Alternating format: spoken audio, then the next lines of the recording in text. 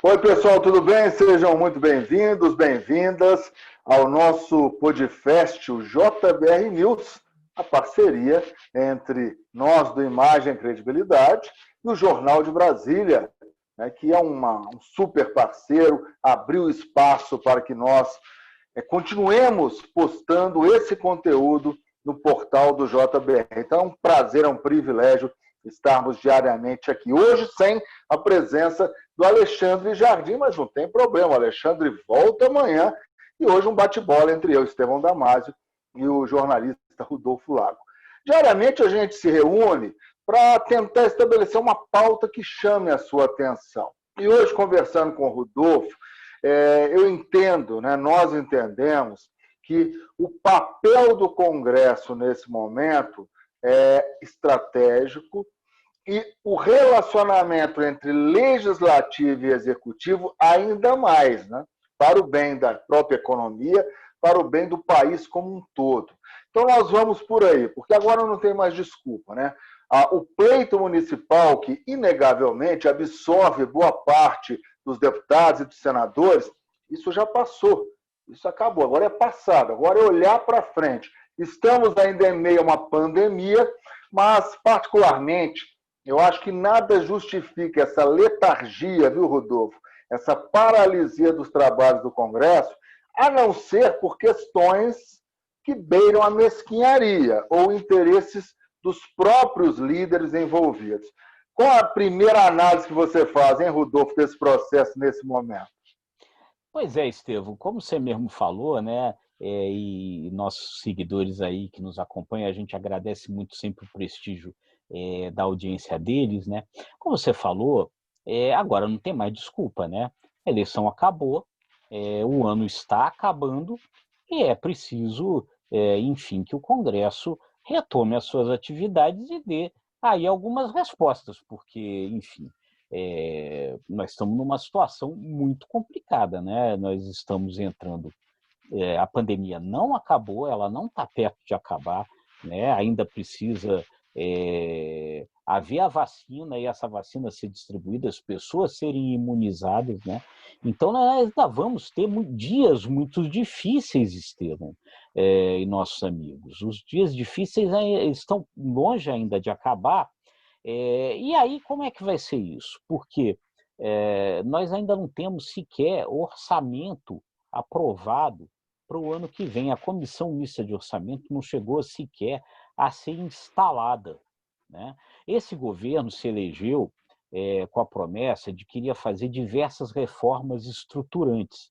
Fez a reforma da Previdência, mais em função do protagonismo do Congresso do que do protagonismo do próprio governo, e as outras reformas elas não E vêm. reforma da Previdência, Rodolfo, só te interromper, reforma da Previdência que não foi aquela dos sonhos do Exatamente, próprio não foi a governo, da equipe ideal. do Guedes, ou, se preferirem, das próprias necessidades do país, com esse Exatamente. desequilíbrio previdenciário. Então, Então, num momento a posteriori, haverá necessidade de novas de mexidas, né? novas mexidas. E aí as outras reformas elas acabaram não vindo, nós não temos orçamento aprovado, a PEC emergencial, a chamada PEC emergencial sobre o que precisa ser feito durante o período de pandemia não foi votada, nós não sabemos se vai continuar ou se não vai continuar o auxílio emergencial. Como fica a vida das pessoas, como fica a vida dos brasileiros? Isso é uma questão que precisa ser resolvida pelo Congresso, precisa ser resolvida pelo governo. Só que aí nada acontece. E nada acontece, Estevão, por uma razão, o que muitos ali no Congresso falam, muitos deputados, muitos senadores dizem, que o que acontece é o seguinte, nada disso acontece, primeiro, principalmente por quê? Porque não há clareza sobre o que é que o governo quer. Quais são as prioridades do governo?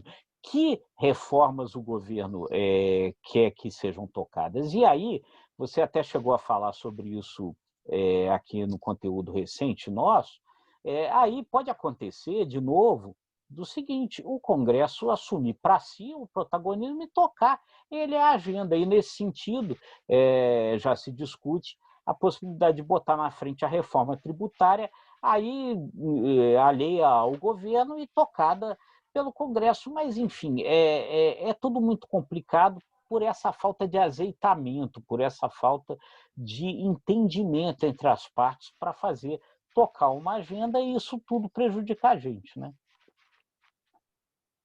Eu me lembro, recentemente, eu até destaquei uma fala que naquele momento, para mim, pareceu muito sincera e até importante, vinda do líder do governo, Ricardo Barros. Naquele momento, cerca de 10 dias atrás, uma semana atrás, ele vislumbrava que logo após o pleito municipal terminar, já terminou, ele dizia, o Ricardo Barros, que os interesses do país iriam prevalecer, né, sobre os interesses partidários ou até os interesses pessoais de cada liderança.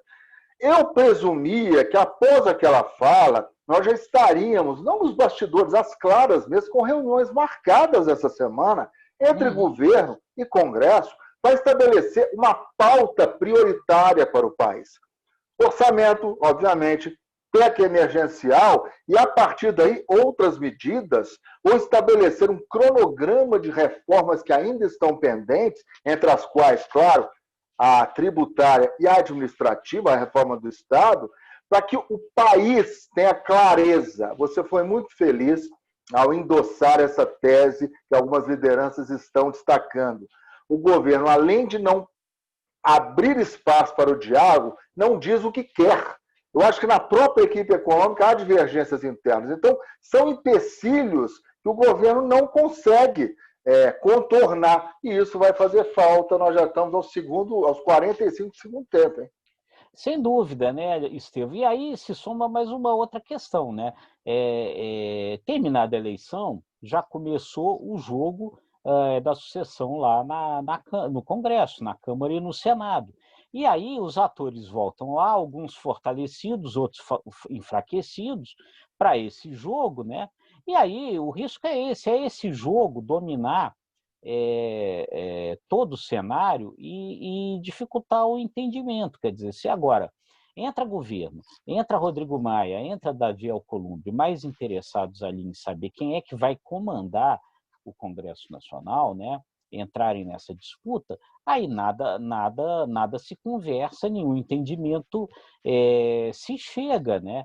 Então era preciso, talvez, estabelecer ali um intervalo, dizer assim, olha, essa disputa é em fevereiro, nesse momento agora nós vamos sentar e vamos reunir as coisas, vamos resolver as coisas. Mas é isso, nós vamos nos reunir para resolver o quê? Qual é a prioridade? O que você quer botar para votar? Não se sabe. Não é brincadeira, gente. Então, nós estamos chegando naquele momento que o Jardim sempre destaca, onde nós colocamos à mesa as nossas apostas. Rodolfo, qual que é a sua aposta de hoje? Olha, Estevam, eu acho que a gente agora começa, né? A minha aposta no sentido de que algumas questões aí relacionadas à Covid-19 vão começar a se solucionar e aí a gente espera as soluções que venham também aqui do governo, do Ministério da Saúde. A Inglaterra está dizendo que já deve começar a vacinar pessoas lá a partir da semana que vem, né? Então, o governo já apresentou um plano inicial de vacinação, de quais são as prioridades, né, para idosos, profissionais de saúde, enfim. Eu aposto que agora a gente vai começar a ter notícias mais concretas sobre como essas coisas vão se dar, para ver se a gente entra nesse caminho que todos nós esperamos aí ansiosamente, né, do fim dessa maldita pandemia, né? Eu também vou nessa aposta, mesmo porque não é a salvação da lavoura, mas eu acho que é fundamental termos no horizonte a logística e uma política de vacinação contra a Covid em 2021 para não comprometer o ano. Eu acho que o primeiro trimestre praticamente está perdido, infelizmente, por várias razões, entre as quais o fato dessa política de vacinação só começar provavelmente em março, com públicos específicos, mas eu comemoro, pelo menos, algum avanço que houve nessa área, viu, Rodolfo? Como você disse.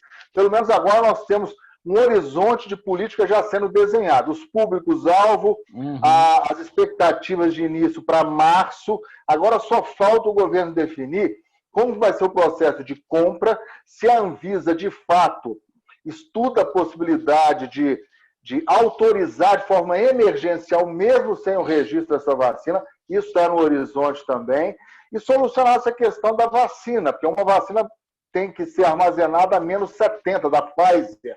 Isso. Né? E o governo não teria mecanismos, né, equipamentos em volume necessário para abrigar esse tipo de vacina. Mas, enfim, nós temos aí 3 vacinas no horizonte, tomara que tenhamos, que é fundamental para a recuperação da nossa economia, nos livrarmos finalmente dessa Covid, no momento em que o país vive inegavelmente uma segunda onda. Aí em Brasília, eu estou em BH, onde o prefeito Elias Calil já ameaçou recrudescer novamente, e você está em Brasília, onde o governador Ibanez Rocha, a mesma coisa, prezando pela cautela, já impôs um limite de horário para bares e restaurantes, focando, obviamente, no público jovem, que, infelizmente, não tem correspondido às expectativas de uma maior responsabilidade nesse momento. Mas tomara que dê tudo certo, Rodolfo. A gente volta amanhã, né? E eu os convido, caros seguidores, a entrar no imagemcredibilidade.com, no site do Jornal de Brasília, onde esse conteúdo vai estar postado logo mais. E temos também o nosso podcast, né, Rodolfo? Esse conteúdo vai para a plataforma, não vai? Vai para a plataforma. Isso pode ser assistido no Jornal de Brasília, pode ser assistido nas nossas redes do Imagem e Credibilidade. Também estamos no Spotify. Também estamos no Spotify, esse conteúdo, JBR News, o podcast, né? E também o podcast, o nosso conteúdo especial, né?